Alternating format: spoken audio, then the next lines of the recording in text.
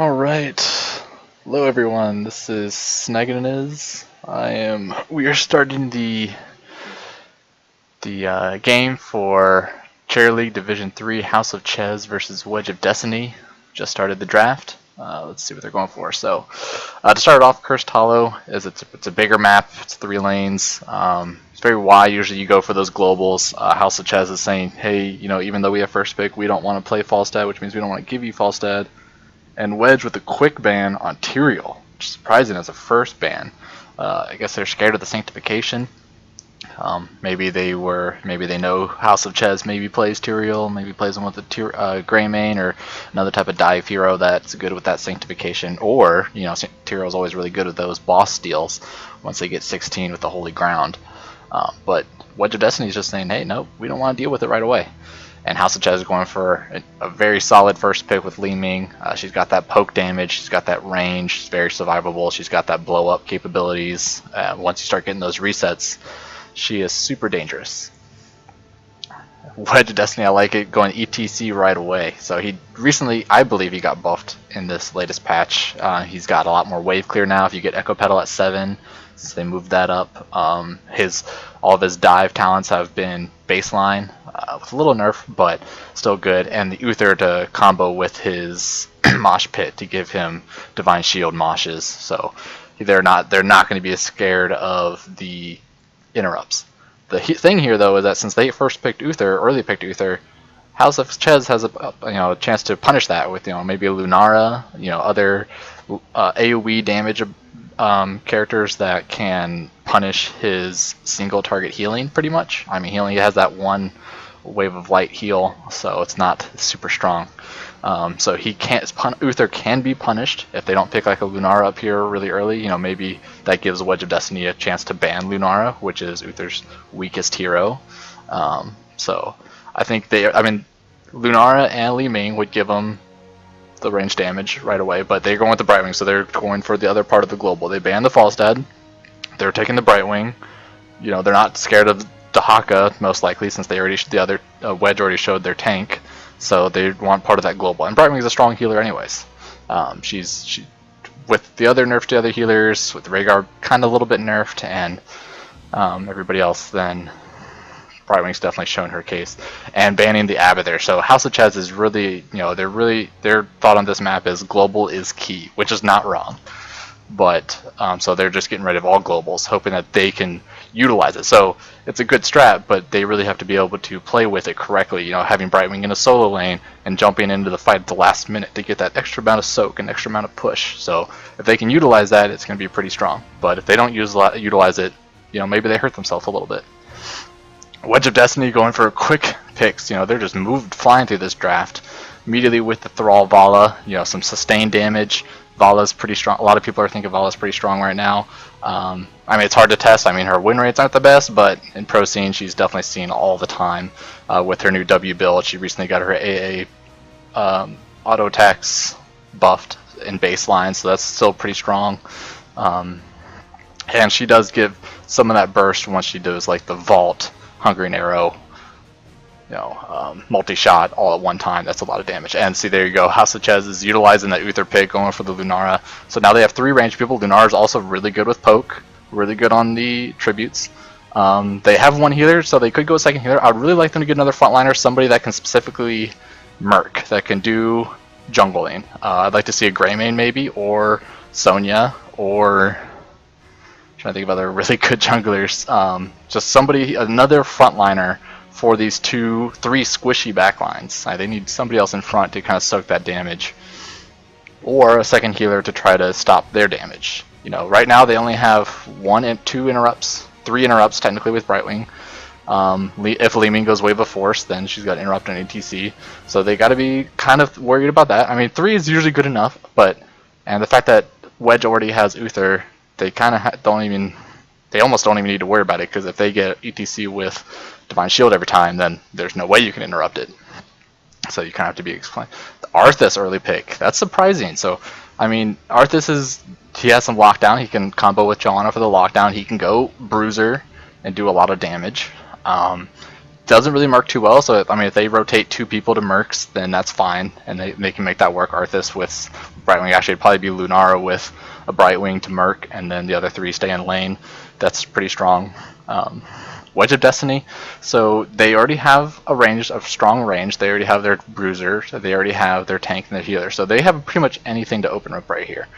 They could go for the Tychus to beat up on the double tank front line, the double high health pool. They go for another Burster, so they're banking on that Mosh Pit, Divine Shield Mosh Pit, with a huge blow up damage behind it, with Thrall, Wind Fury, Jaina, all of her bursts, Vala, all of her bursts. So they're hoping to get some wombo combos and just do work. I mean, they're all solid. Jaina with the Frostbolt build can do a lot of poke, a lot of damage, but these guys are anxious to get into the game. So let's start it up. Let them pick it. Pick their mounts and skins. See if they do any type of synergy. And I can't tell if the stream is working, so let me know if it is. I don't know if somebody can message me on Skype if you guys are watching. So so right now I don't know who would be the best. So is everybody ready? Am I the last one? Nope. So we got ready. We're looking for the captain of Wedge to be ready, and I think everybody's looking for the Arthas to be ready. So, alright, looking for one more. Then we can get this game underway.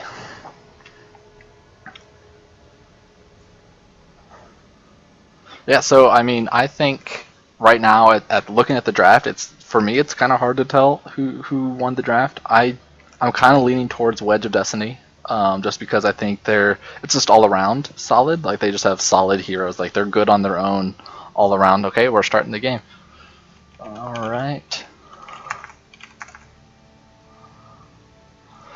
So, they just have solid heroes all around. They have poke with Thrall, they have poke with Jaina, they have poke with Vala. House of Chez has poke with Li Ming, poke with Lunara, poke with Brightwing, poke with Joanna. So, so far they both have pretty good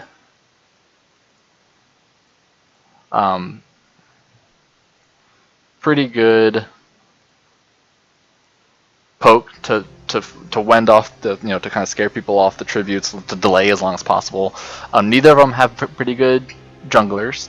They'll probably, if they do the jungle timings, then they'll probably need to spend 2 people to go do them. I mean, Thrall can solo it, but it takes a while. Arthas can solo it, but it takes a while. So that's if they do those jungles. But other than that, so we're really going to be looking for that ETC Mosh Pit Divine Shield, see who they can grab with that. And on the other side, they're really going to be looking for that Lunara damage. If Lunara can really punish that Uther, and if Brightwing can utilize that globals.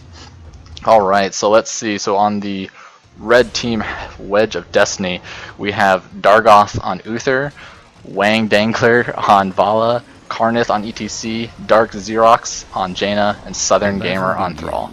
On the left side, House of Chez, we have Chez Mix on Joanna, Detharius on Lunara, Caribou on Brightwing, Acid Rain on the Li Ming, and Flash on the Arthas. So, looks like House of Chez right off the bat is not looking to do that little hustle in the middle. They're looking for, get at least a little bit of structure damage, get their lanes situated right away.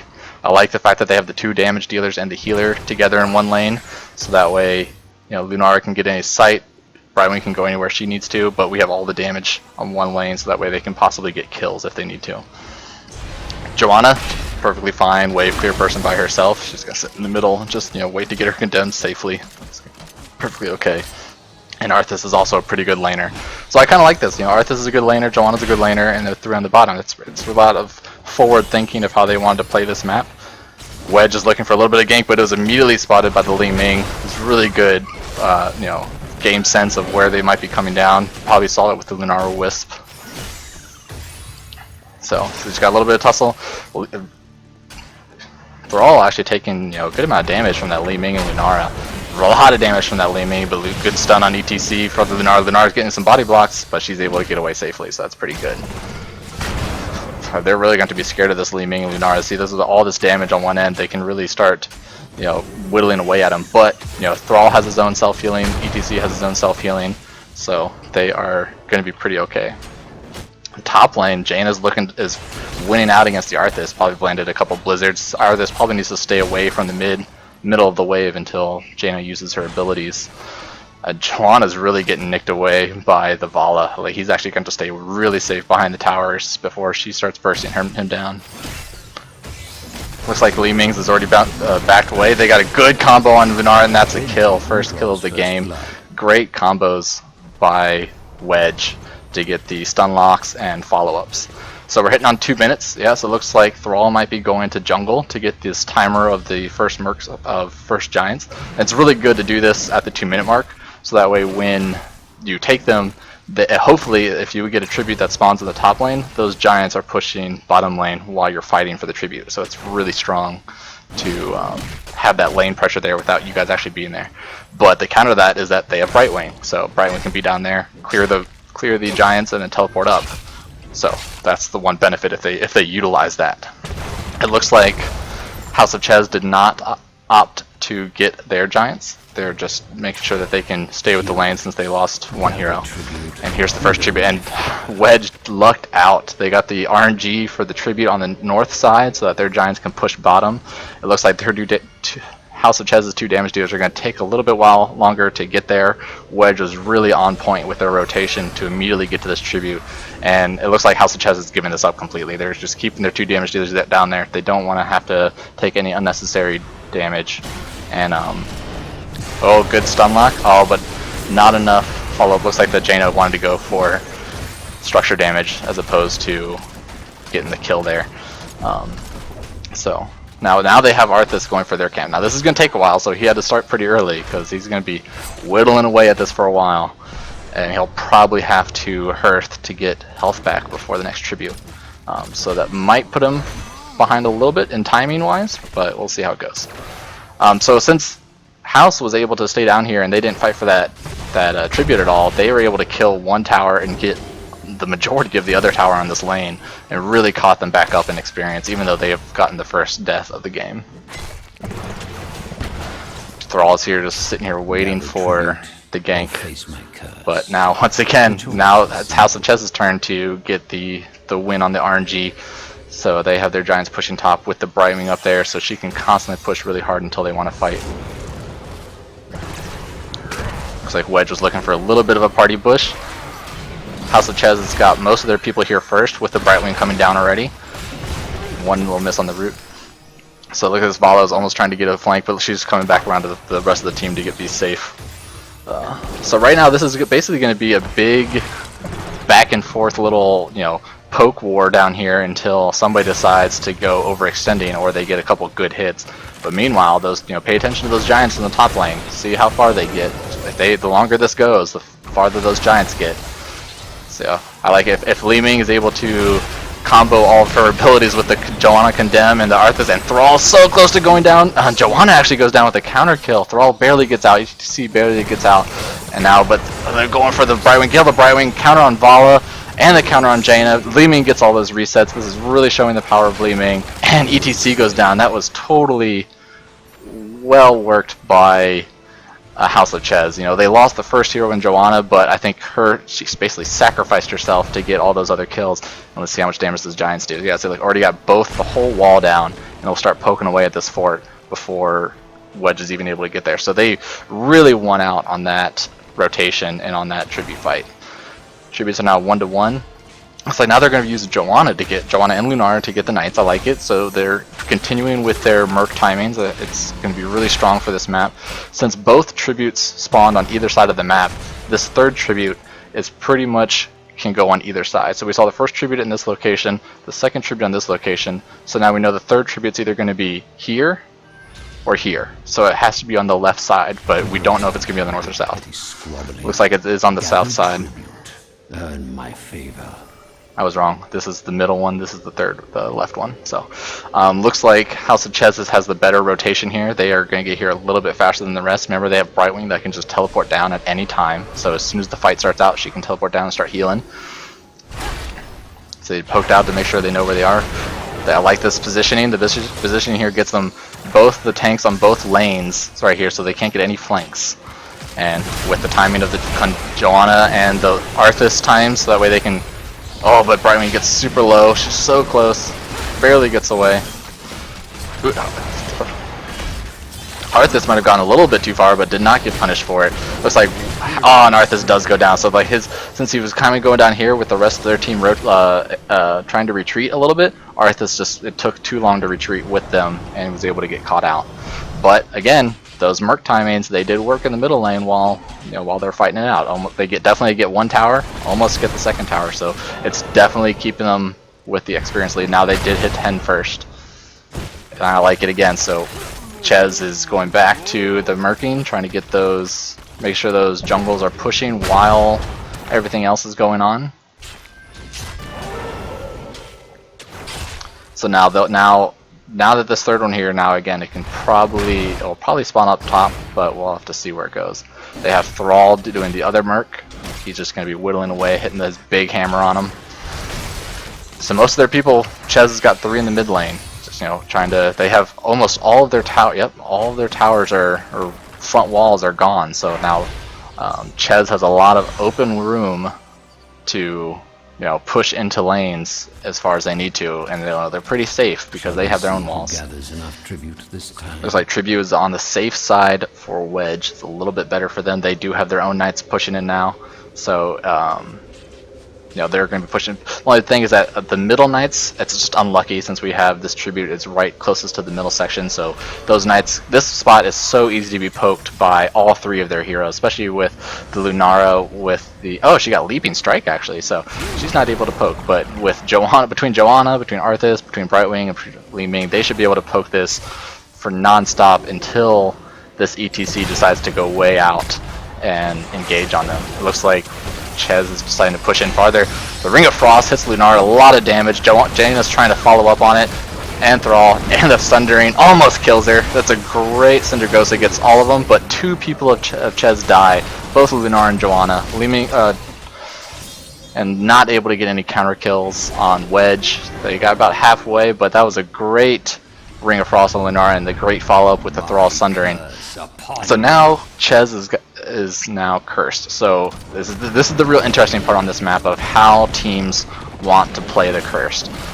They decide to split up? Do they decide to take one person per lane? Do they decide to push one lane? It looks like they are right now deciding to push all one lane, make sure they get that fort, and then they'll probably rotate down. Now they could be cheeky and go for the keep. It's unlikely that they would. Probably wouldn't be the smartest plan, but so they're probably going to rotate as 5, try to get all 5 keeps. If they get any type of ganks right here, then that just lets them get any farther. Joanna's getting really low. That's a lot of damage. She might go down. Oh, so close. Oh, just one. There it is. So now a kill during that just lets them push that much farther during the fight, during this curse. Because now, especially without one of their tanks, granted they still have Arthas, but Arthas is clearing top lane. And now looks like they almost wanted to push into a wall there. They're staying here for a little bit longer. Yeah, they're just going to rotate around, make sure they get. Oh, nope, I don't know anything. They're going for the boss.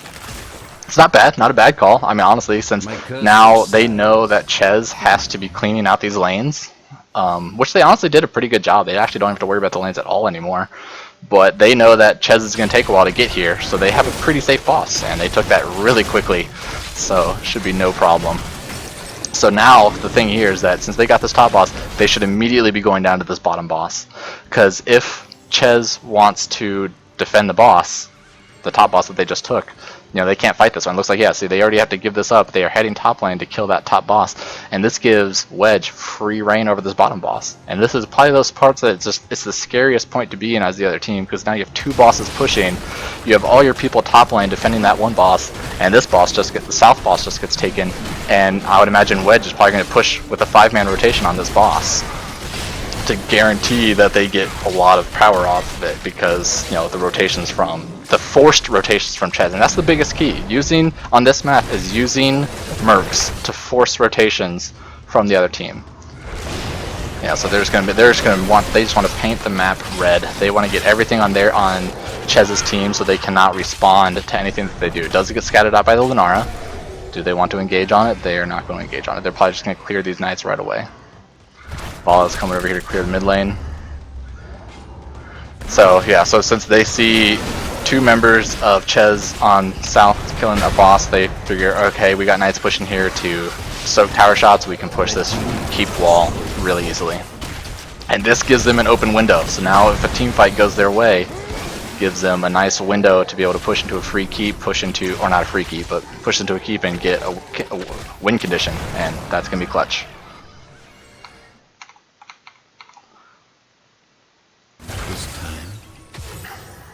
So look, this boss is going to die to the tower, so they can ignore that.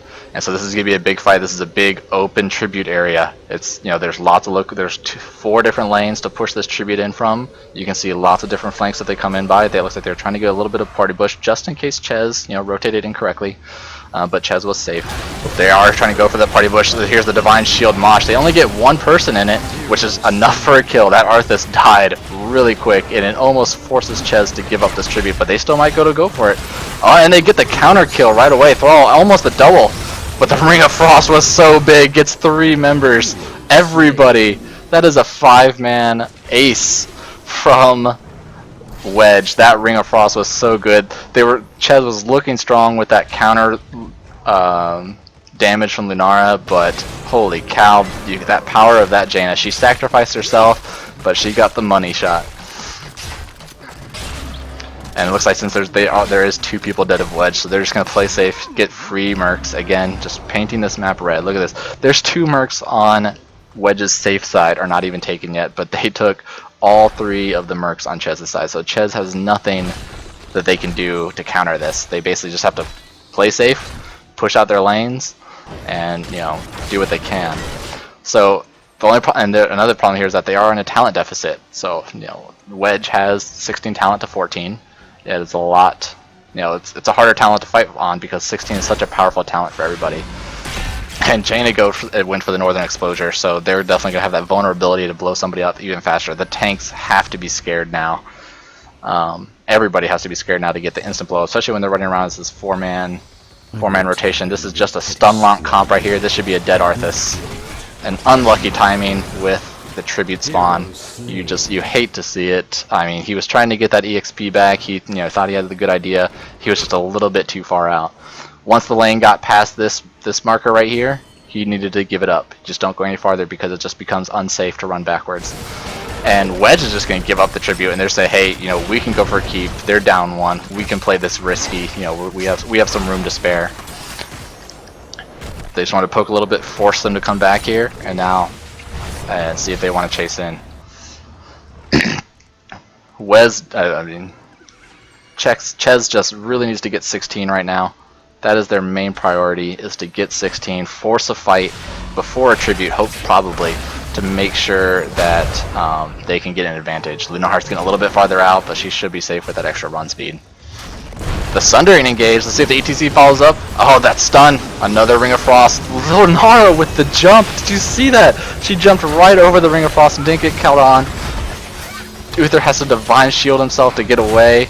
Vala with the Rain of Vengeance to save Uther. They could have followed up on that so easily with the Lunara. But holy cow, I'm surprised nobody died by that. It was a great play. A great Ring of Frost. Gather tribute or face my curse. And great Ring of Frost and a great re-counter that was then disengaged by Wedge. So it looks like we have another little fight here. So we have every ultimate down besides Leaping Strike and Wave of Force, but those are those come off cooldown instantly, so that's not that big of a deal. So this is going to be an interesting fight. This is going to be another poke war. It looks like Wedge does have the better positioning. They are able to force out, once they have control of this forward bush, they can force out in any position. Chez getting way too low, has to pop her to trait. Almost barely gets in, but they end up getting the tribute. A great Frost from Arthas. Another one. Did he get the reduced cooldown on that?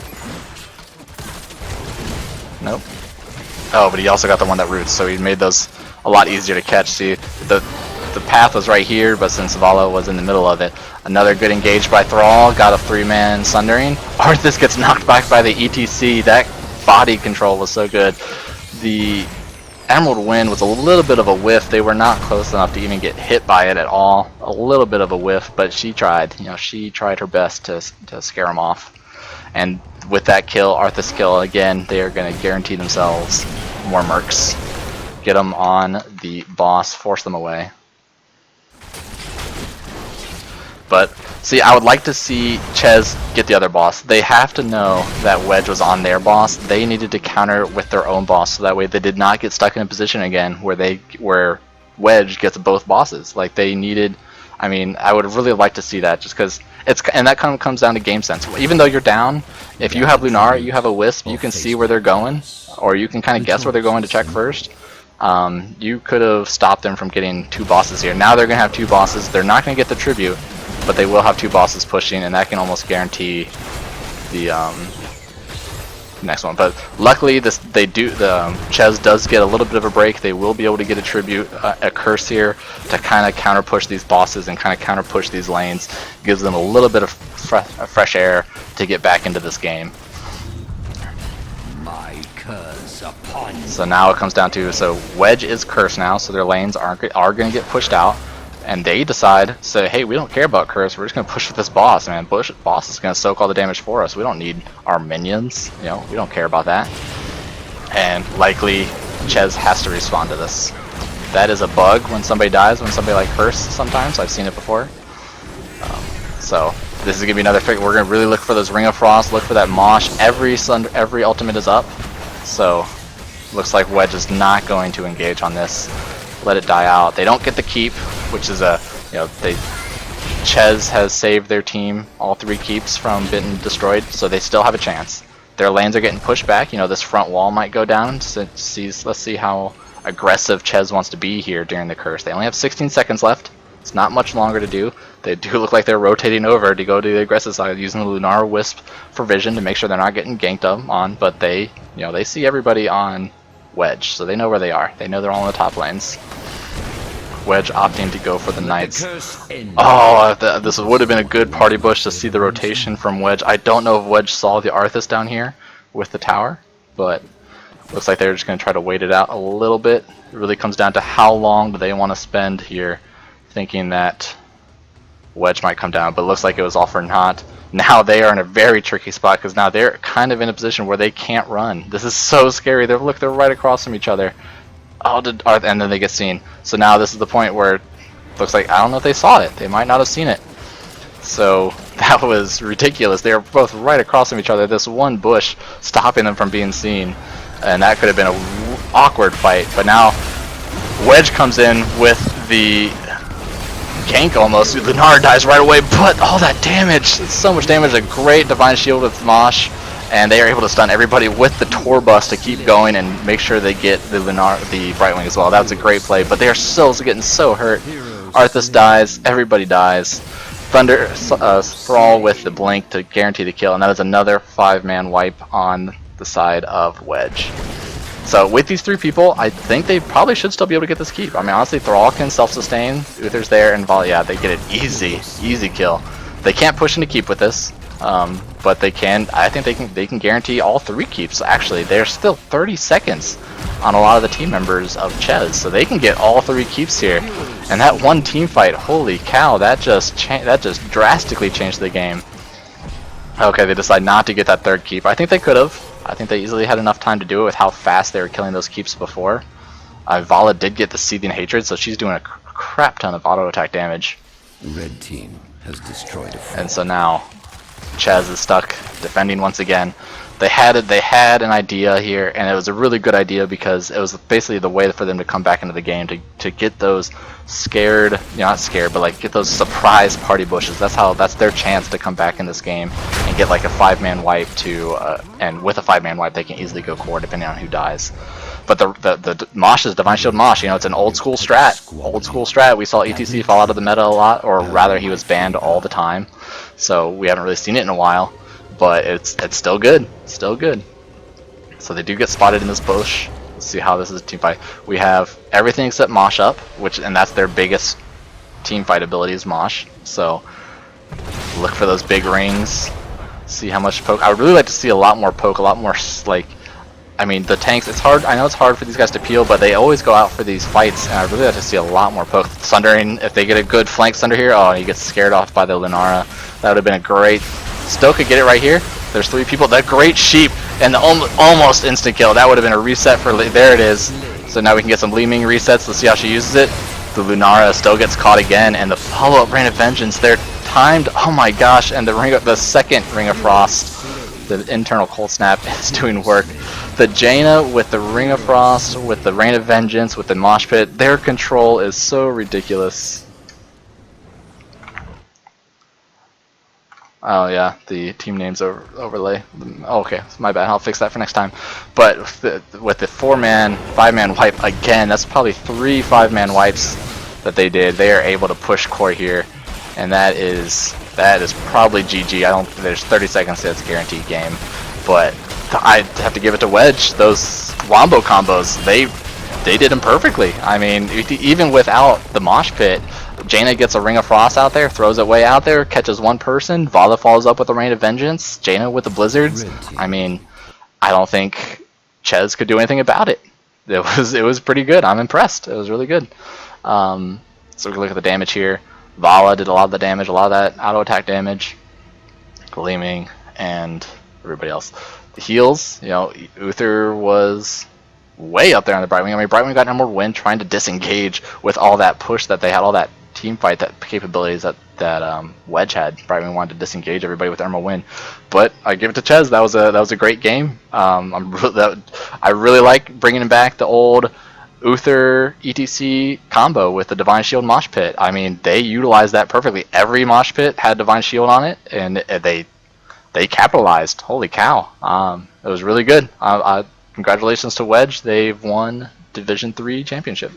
Or not championship, sorry. Division 3 game. Sorry again. Yep, so that was a good game. It's my second cast. I'm looking forward to it. It's a lot of fun.